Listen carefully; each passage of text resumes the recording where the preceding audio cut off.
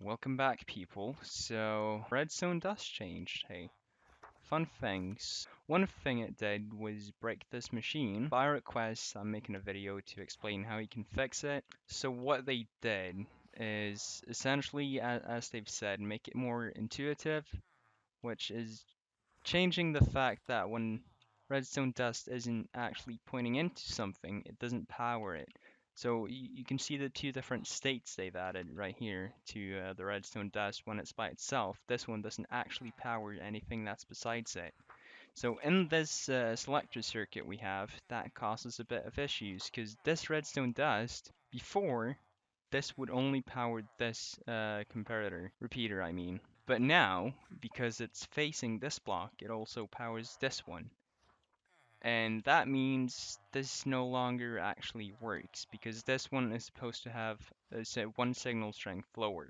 So at this point in time, with only one item in the chest, aka this is power level 1, this should have been off. How you fix that is separate the two lines, which you can see I've done here as well, and let the redstone dust lose its power level a bit earlier, so the whole redstone line has one power level lower. So you can see that in this example, that's actually working just fine, and if I increase this a bit more, yeah, you can see that when this one turns on, this is now power level 1, this is power level 2, this one's turned on. So I've already gone ahead and fixed this, but I'll break it so that it looks like the old design, and then I'll show you what you need to do.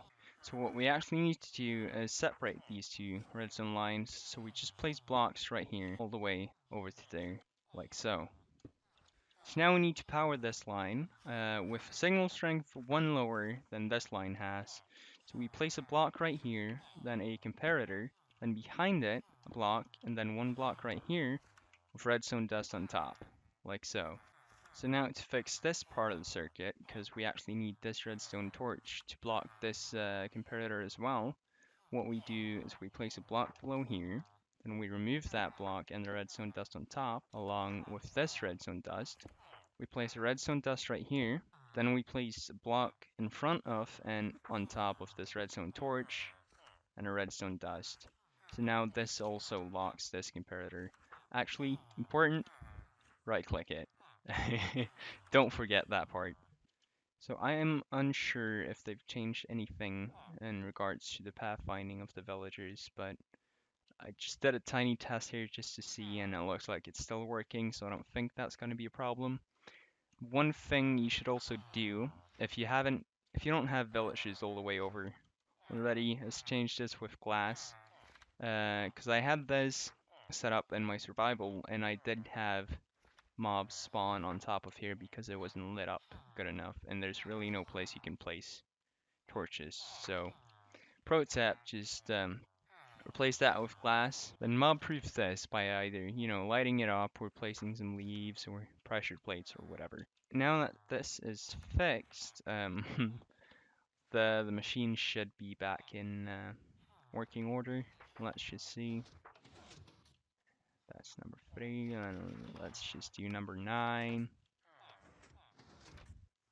And it looks like it's working just fine. So nothing has really changed other than that we've fixed the selector circuit. And some of my villages don't even have a profession right now, but it's probably because this one's taking that one, this one's taking that one, and this one's taking that one. Pathfinding is weird, but most likely you'll be locking the villagers with their trades before you put them in the machine. I'm not even sure you'll have them as librarians. That's your choice. If you want some armor, villagers, or whatever. So that's up to you. Anyways, if someone shouts at me for it, I'll put the download in the description for this one, but I don't really think it's needed since it's not really changed that much. Hope you enjoyed, and there might be some content coming up from me. We'll see if I get time, but it's been a bit bare the past months. We'll see if something changes. Anyways, bye.